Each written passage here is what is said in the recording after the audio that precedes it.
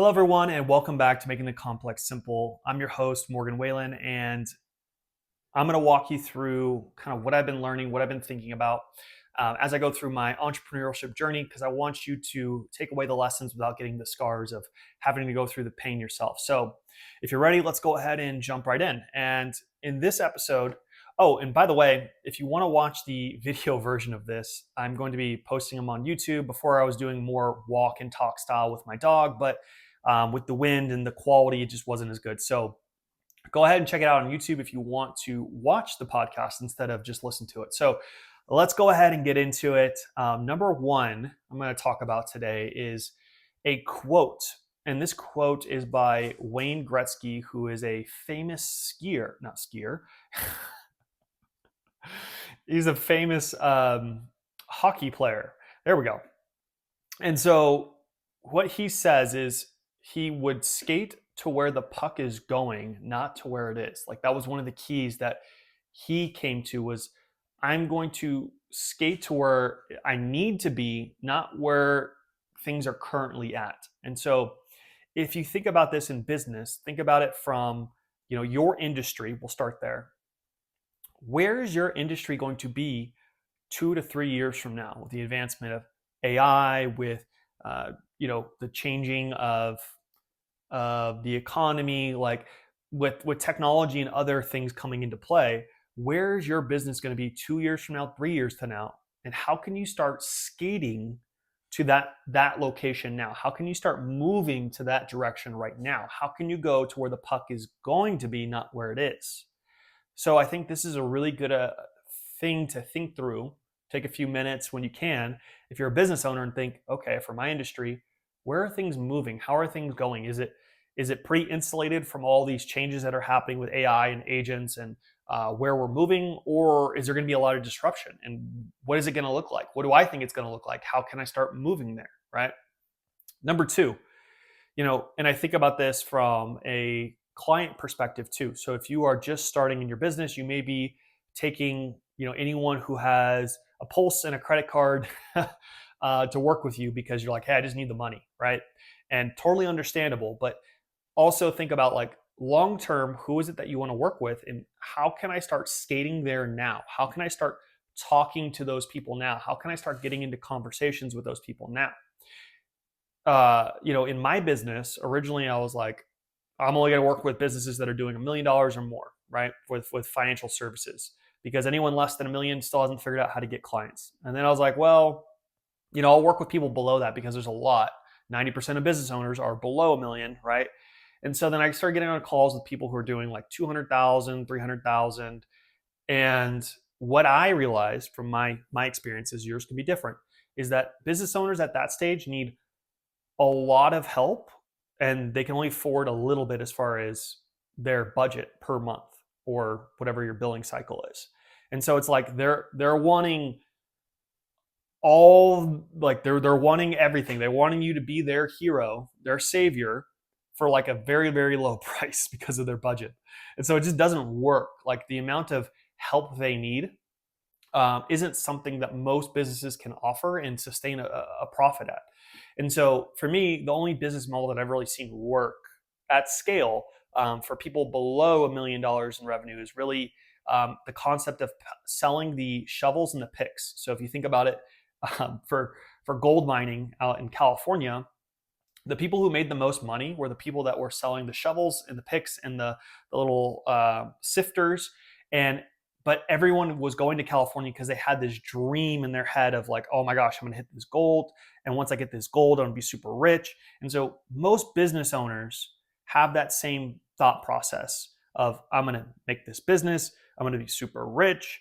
And so they're literally like, they're panning for gold. That's what they're doing. And so the only thing I've seen work at scale are the people who are selling the pickaxes and the sifters, which is mostly the technology, right? So it's like a CRM system, a scheduler, a calendar, the Google or Microsoft like business suite, those things. Those are the pickaxes. And what I've seen typically is like any type of service-based business that are trying to help business owners below that $1 million mark, or maybe you can go down maybe a little bit more.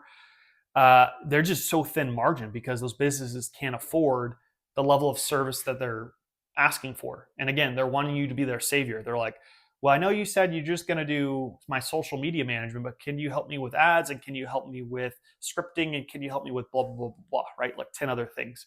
And so, it gets really hard really quick. And, you know, most businesses turn out after 5 years.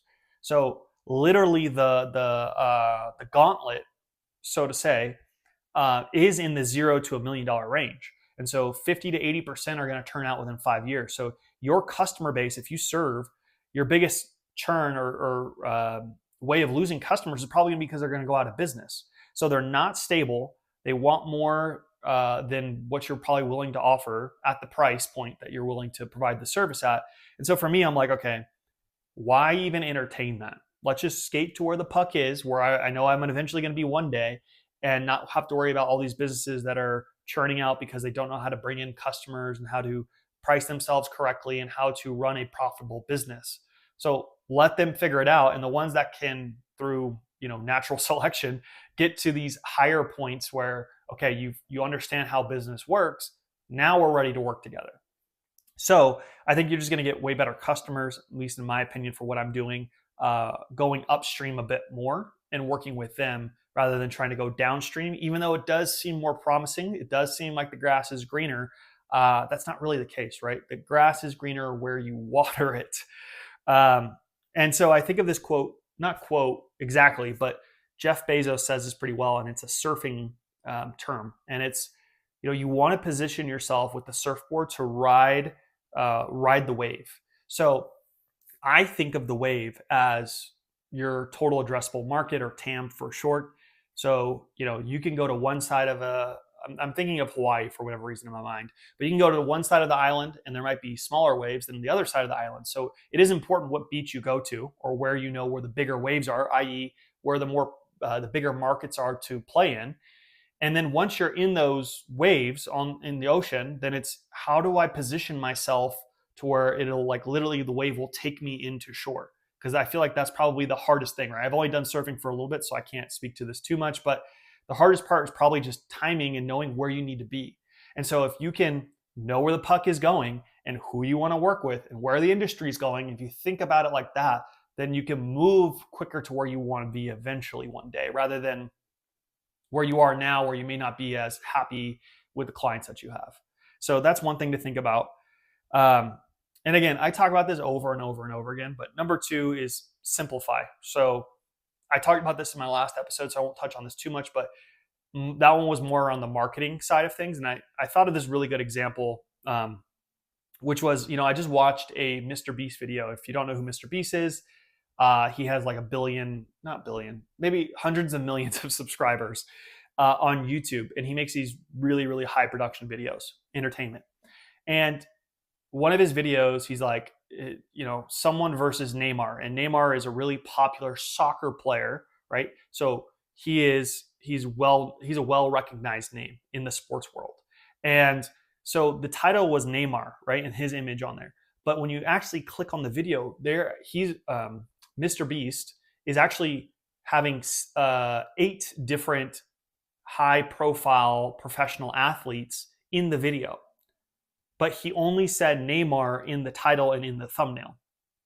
Okay, so what does that tell you? Even though there are all these other athletes, all these other people that he could have said in there, and he said, oh, and I have this one, and I have this one, and I have this one. He didn't put all images on the thumbnail. He just put the one that would drive the most. He kept it to a single focal point. He didn't go broad. And so I say this over and over again because I'm learning the lesson now. It's so much more powerful to just keep to a singular focal point than it is to just say, well, we have these 8 people in this video. That doesn't.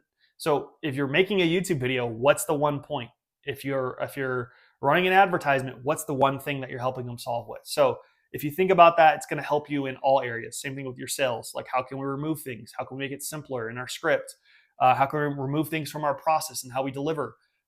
Just thinking about that, I mean, it's so key that I keep on hitting on that. And so number 3, this is for either procrastinators or perfectionists, or maybe a combo of both here. But the thing is, you have to stop waiting for perfect conditions. So um, you're going to go a lot farther, a lot faster if you just start. And so it could be with, oh, I really want to start making videos. Okay, well, just start. You don't need to wait to figure out, oh, well, I need to speak on this specific thing in this specific way and use, these specific camera angles and whatever it is, right? Don't worry about differentiating yourself or how, the how as much. Just start doing. Just start doing and you'll figure it out as you go. And I think most people stay in this like preparation thinking phase for way too long, as opposed to like, I'm going to stumble, I'm going to hit the sides of the wall, I'm going to fall down the cavern, but I'm going to figure out where the path is. I'm going to figure out where the edges are. I'm going to figure out what I like, what I don't like by doing. A lot of times we don't know what we like until we do it, until we try it. And then we're like, actually, no, that's not for me, right? When you go to a restaurant, if it's something new you haven't tried before, most of the times you'll probably try it once to then figure out if you like it or not. And so it's more about just trying and experimenting than it is about trying to get everything perfect conditions before you start. So it could be the same thing with your product or your service. It may not be perfect. That's okay. You just need to get people to try it, get the feedback, then make all these iterations on it, as opposed to just thinking in your head and brainstorming around what you think is the best version of your product or your service without actually ever getting feedback. And so you're just stuck tinkering over here for a year, 2 years, whatever it is, and not actually getting people through. And so I just see this over and over again. Just start and then figure it out as you go. And again, the journey's a lot longer than you think, but the whole concept is just to get going. Okay. And then number 4, and I just hit on this. People that last in entrepreneurship are the ones that are the most patient. The ones that are the most patient, meaning they can delay gratification, are the ones that are going to win. Because it doesn't matter for them if it's 100 likes, 1,000 likes, 100 views, 1,000,000 views, whatever it is, they still show up and put in the work. So the whole concept here is 1, to be patient, 2, to detach from the outcome, 3, figure out what you need to be doing at an input level or on a daily level or on a behavioral action level, and just stick to it for a long period of time. Just say, listen, for the next 12 months, I'm going to make a YouTube video every single week. And every single week I'm going to do it, and I'm going to spend this much time, maybe more, right? But a minimum, I'm going to spend this much time, and I'm going to do this, and I'm going to prep for this much time, I'm going to record, and then I'm going to edit for this much time, and I'm going to post. And I'm going to do that over and over and over again. And you're going to get better. It doesn't matter what the views are. You need to just say, screw the views for a year, right? And maybe longer than that, but screw the views for a year. It doesn't matter if I get 0 views on 52 videos, but I'm going to post every single week for a year. And I guarantee you're going to be the product, the quality in the product of the first video to the last video is going to be so different. But the whole point is just saying, I'm going to commit to this set of actions, whether there is views, no views, likes, no likes, revenue, no revenue, because I know this will work given enough time. And so if you can fully embrace that, then you're going to get very, very far in life, because most people need the dopamine hit, need the reward. They need the cookie to say that they're doing a good job after so many weeks. And when you first start your race in entrepreneurship, everyone's going to be cheering for you. You may have people saying you can do it. But then after about 1 mile into your marathon, all the crowds die out. There's no one cheering you. You're there by yourself. And now you have 25 miles to go. So you got to lock in, you got to stay focused, and you got to just say, this is what I'm going to commit to every single day, or 5 days a week, 6 days a week, 7 days a week, whatever you want to commit to. This is how many hours I'm going to commit to it. And then just put your head down and grind. And obviously you can look up to see, okay, do I need to change my strategy a little bit? What's trending topics? Is there a cool little edit I can do? Okay. But for the most part, it's head down, grind, and continue and continue and continue and continue and continue and continue and continue. And it's the most difficult thing that you can do. I know, I'm going through that right now. Like this is like it'll drive you insane, because you're like, how in the world is this, how am I only getting this? How is this the output? But if you can detach yourself from it, I promise you it gets better over time. And it's just something that it'll feel like you're like just getting slammed against the side of a wall. It sounds painful. It's going to feel like your arms like breaking at certain points. But it's the more you can say, it doesn't matter. I'm just going to continue to do the inputs. It doesn't matter. I'm going to continue to do the inputs. I'm going to continue to do the actions. Eventually, on the other side of that, you're going to get across. All right. So, and I said this earlier, but the grass is never greener on the other side. It's only green where you choose to water it. It doesn't matter if it's business. It doesn't matter if it's relationships.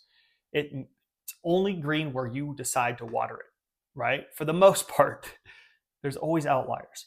But for the most part, it is green where you water it. So if you're like, well, Instagram really isn't working for me, so I'm going to go to LinkedIn. And you try LinkedIn for 2 months and you're like, well, LinkedIn isn't working for me. I'm going to go to TikTok. And you try TikTok for 2 months. And so you're constantly going back to relearning the whole platform back to zero. You're like, I'm going to try this. It doesn't work. Doesn't feel like it's working for me. Go back to zero. Try something new. Go back to zero. Try something new. And so you keep on going through this 2, 3, 4 month cycle of rechanging everything. And it could be the offer that you're doing too. I was using marketing as an example. I tried this offer, but people aren't biting, so let me do it again. Boom. I'm trying this brand new thing, right, in this new industry, and that's not really working, and I tried it for a year. Boom, start over again. Well, I'm going to try this thing now. Number 3 business, right? This one's going to work. No, because you just haven't figured out how to get past the same point that you keep on getting stuck at, and which most people, it's how to get more customers. And so if you can't figure out how to get more customers, it doesn't matter what you're selling at the end of the day. It's a marketing and sales skill issue. It's nothing else. So it's literally just continuing to hone the skill, getting the experience, getting the reps. It's going back to the same thing. It's not green where you think it is. It's green where you water it in business. So I just had a call today with someone, a friend of mine, and he's like, well, why don't you try Reddit? Well, why don't you try LinkedIn? Why don't you try blah, blah, blah, blah, blah, right? And I'm like, that sounds like the worst idea you could ever. I'm only sticking to one, right? I'm just trying to figure out meta ads for me, right? In my business. I'm just sticking to one. That is it. It is so hard to split your attention and try more than one way to try to get clients or customers. Like the more I realize it, the more I'm like, you got to strip everything else and say no to it. You got to put blinders on. You got to treat it like it is the only option. And you just got to hit, repeat over and over and over again the few set of actions that you need to take to be able to drive forward. And you got to be locked in. You got to be lasered in. You got to be blinders everywhere else because everything else is so tempting. Oh, if you try this or oh, if you try that. No, no, no, no. This is the direction. This is where I'm going. Straight line, arrow, focus. That's what you need to be doing. So it's so funny because I'm writing some notes before I do this. And so originally I was talking about business and then I kind of swapped here. So if you're here for the business talk, that's it for this one. I'm applying this now to more of relationships. But in every relationship, same concept. Grass is always greener. Everyone, and I'm quoting a family member who told this to me. This is great. Everyone has a bag of crap. First time I heard this, I laughed. But the whole goal here in relationships is to pick the person that you're like, you know what? I don't mind your bag of crap. And, I have my bag too. And we're going to, walk with our bags together and it's fine. And we're going to, love each other as we are. And we're going to want to, encourage each other to be the best versions that we can. Right. And so I think a lot of times we run into this thing where I need the perfect person. I need the perfect person to come into my life, right? And so then that way they have everything all together exactly the way that I want them to be at their stage of life, right? They need to be maybe at this stage materially, and they need to be this much mature, and they need to be able to have this sort of mindset and this relationships with their family, whatever it is, right? But really what they're saying is, instead of saying I want the perfect person, what they're really saying is I want the person that won't trigger me. That's really what they're saying. They're like, I want the person who won't trigger my wounds, my emotional bag of wounds and scars that I have. And I need them to be this perfect person over here. So then that way I don't feel wounded or in some type of scarcity mindset or fear or anxiety or whatever comes up in my own world. That's really what they're saying. Um, so if you have someone who's in a relationship and they're like, you should do this or you need to do that, well, they're trying to really change you, right? They're trying to change how you are as a person to adapt to them, right? Which part of it is okay, and we'll get into that, but the other part of it is like they got to let you be who you are. So there is that part too. um, so what I said here is, like, I was thinking about writing this, there needs to be a willingness to learn what the other person wants and needs.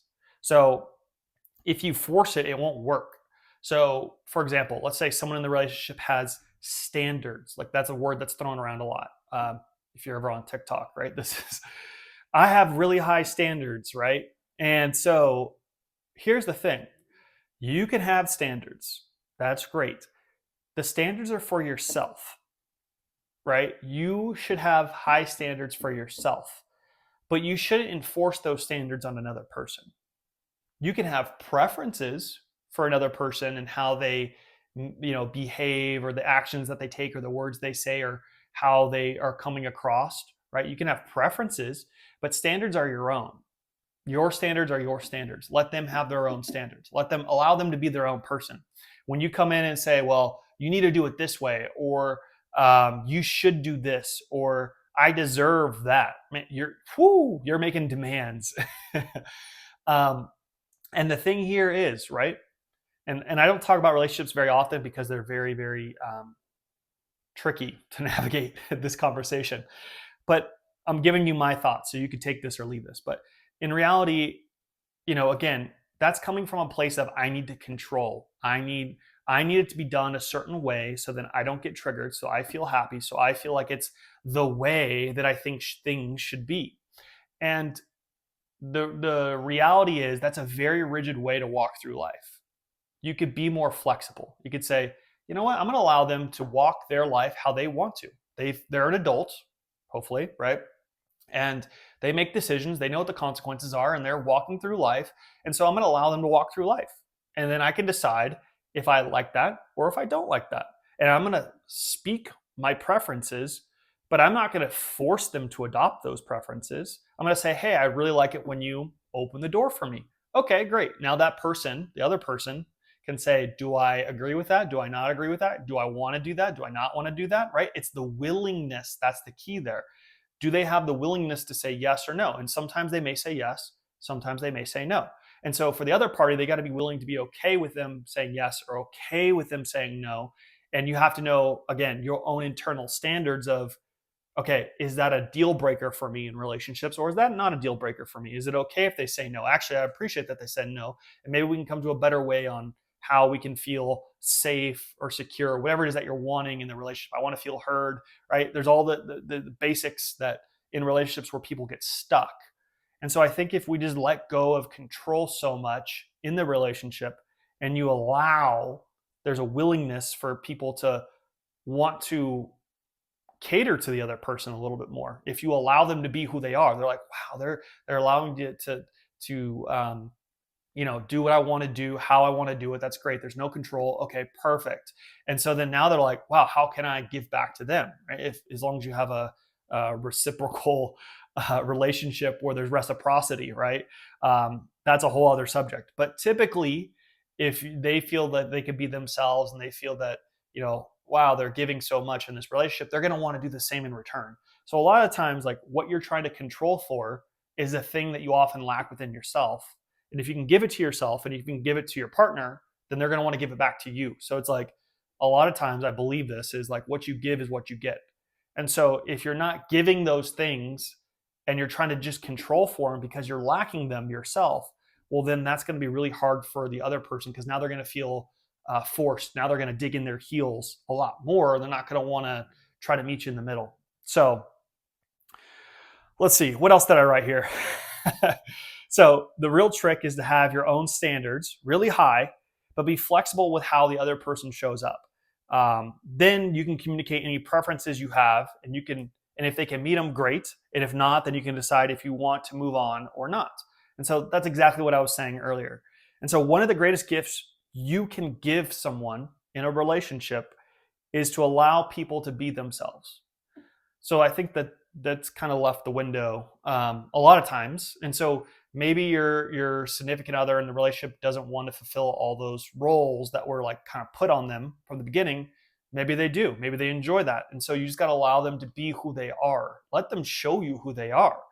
Um, Instead of just saying, no, you need to do it this way. No, you need to do this, right? It's so forceful. Whereas if you allow, then it allows them to be who they are. They feel safe. And now there's a lot more things they can give you because they feel safe in the relationship. And so it goes both ways. But if only one person of the relationship's listening to this, well, then you got to be the one that leads and starts doing it first. So if they can't meet you on whatever it is, then you can decide if that works for you or not and say, you know what, I really like someone who, when I ask for something, they respond really quickly and they are, responding to my text messages, my calls.